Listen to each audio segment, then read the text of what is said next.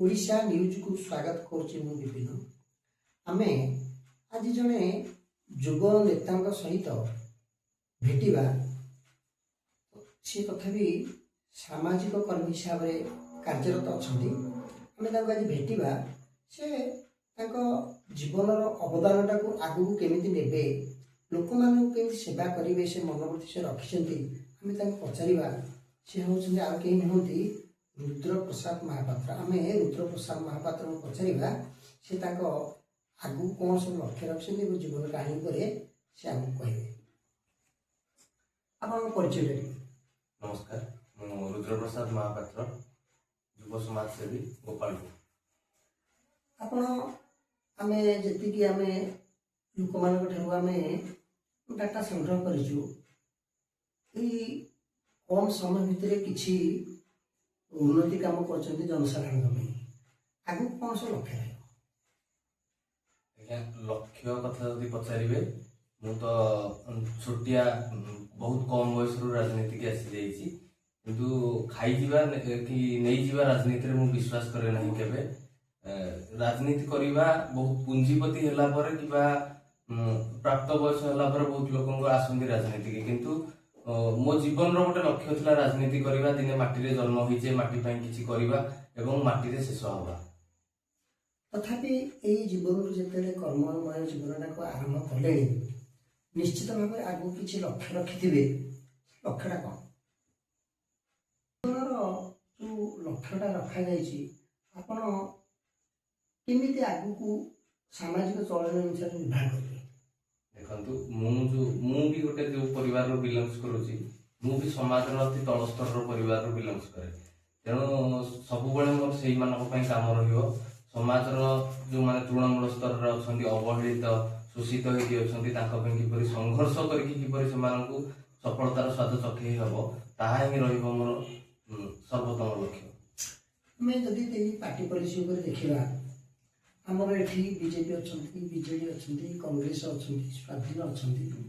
आपण दल निर्विशेष कौन लक्ष्य रहा कौन सी दल को जीवे ना नाई दल जदि ग्रहण न करे आगू कौन करेंगे ना कहीं सामाजिक चलन अनुसार आमर लोक मान जो मत गुड़िक रही रुद्र प्रसाद महापात्र जे आम ये अंचल जन युव नेता पाठ्य जदि करती लक्ष्यटा कौन रहा। देखु एथे तो सतमिछ कहबार किसी आवश्यकता नहीं। आपण माने समस्त जानी गोपालपुर प्रत्येकटी जनता जानी विगत दिन में विजु जनता दल सदस्यता ग्रहण करी गोपालपुर जोन छात्र जनता दल सभापति बर्तमान दल अच्छी दलर संगठन सहित जड़ित अच्छी निश्चित भाव में आशावादी रही मते विजु जनता दल आगामी निर्वाचन में प्रार्थी करी दल निष्पत्ति अलग किसी निए तो से चिंता करी मो सहित जो समर्थक मैंने अच्छा जो स्तर पर कम कर समाज रे से स्तर जनता मैंने कौन विचार करेंगे निष्पत्ति मो निष्पत्ति। पंचायत निर्वाचन में आमर बर्तमान जो सब समस्या गुड़िक रही से समस्या को जदि ईश्वर करती जनसाधारण आस्था रहे तेज पूरण करने केते चेष्टा करें 100% चेष्टा करी जे आज पर्यंत यदि कहे अनेक लोक एमती शासन करके जार बाल्य जीवन गोपालपुर पंचायत कटि ना किंतु मु गोपालपुर माटी जन्म होती गोपालपुर पंचायत प्रत्येक गाँव खाल टीपक मु पिलादिन देखी आपको आगे कहती राजनीति करने मो जीवन लक्ष्य थिला। मो बापा 2002 मसीह पंचायत समिति सभ्य भाव में निर्वाचन लड़ी जिते मोर बहुत बयस बहुत कम थिला से निर्वाचन हारी जाइए से गोटे मो मन भर आसी कहीं मुझे पंचायत राज व्यवस्था भितर कौन पद पदवी अच्छी मुझे जानू नी किंतु गोटे मोर थिला मु राजनीति की आसबि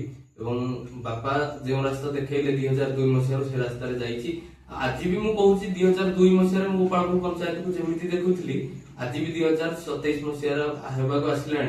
गोपालपुर पंचायत सेमती अच्छी किसी बदलनी कौन विकास कार्य है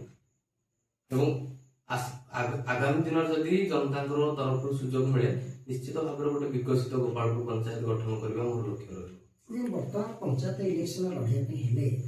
बर्तमान विभिन्न प्रकार ଯେଉଁ ଚାହିଦା ରହିଛି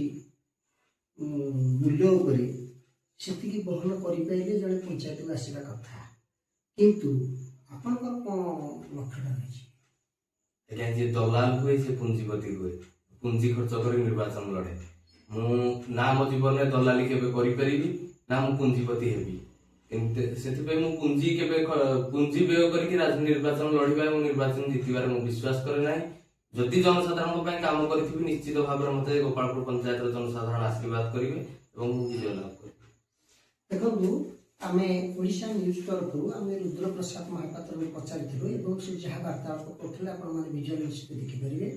ତାଙ୍କର ଲକ୍ଷ୍ୟ ରହିଛି ରାଜନୀତି କରିବା, ଯଦିଓ କମ୍ ବର୍ଷ ହେଲେ ମଧ୍ୟ ସେ ରାଜନୀତି ପାଥ୍ୟ କରିଛନ୍ତି। ଆଗକୁ କେମିତି ଯିବେ ଏବଂ ଜନସାଧାରଣଙ୍କ ଆସ୍ଥାଭାଜନ ହେଇଛନ୍ତି, ଆଗକୁ ତାଙ୍କର ଲକ୍ଷ୍ୟ ରହିଛି। ଯଦି ଜନସାଧାରଣ ତାଙ୍କୁ ଆସ୍ଥାଭାଜନ କରିବେ ତେବେ ହେଲେ ଆଗାମୀ ଯେଉଁ ପଞ୍ଚାୟତ ଇଲେକ୍ସନ୍ ଆସୁଛି ସେଥିରେ ସେ ଲଢ଼ିବେ ବୋଲି ଆଶା ପ୍ରକାଶ କରିଛନ୍ତି ଏବଂ ସାମାଜିକ ଚଳଣି ଅନୁସାରେ ଯେଉଁ ସବୁ ଲୋକମାନଙ୍କର ଦୁଃଖ ଦୁର୍ଦ୍ଦଶା ସେ ତାଙ୍କର ଯେତିକି କରିବା ସମ୍ଭବପର ସେ ନିଶ୍ଚିତ ଭାବରେ ଚେଷ୍ଟା କରିବେ ବୋଲି